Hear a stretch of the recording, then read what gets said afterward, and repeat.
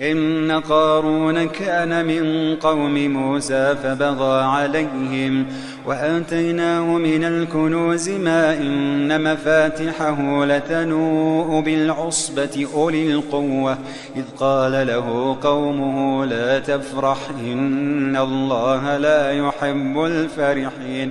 وابتغ فيما آتاك الله الدار الآخرة ولا تنس نصيبك من الدنيا وأحسن كما أحسن الله إليك ولا تبغ الفساد في الأرض إن الله لا يحب المفسدين قال إنما أوتيته على علم عندي أولم يعلم أن الله قد أهلك من قبله من القرون من هو أشد منه قوة وأكثر جمعا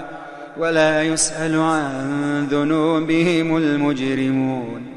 فخرج على قومه في زينته قال الذين يريدون الحياة الدنيا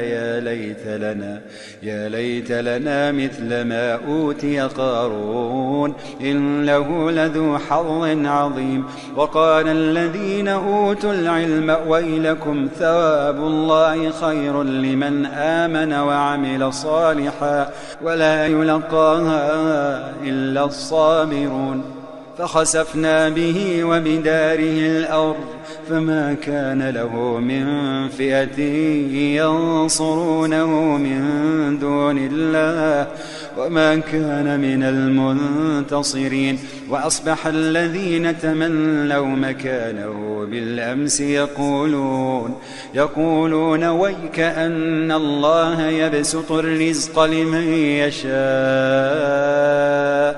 ويك أن الله يبسط الرزق لمن يشاء من عباده ويقدر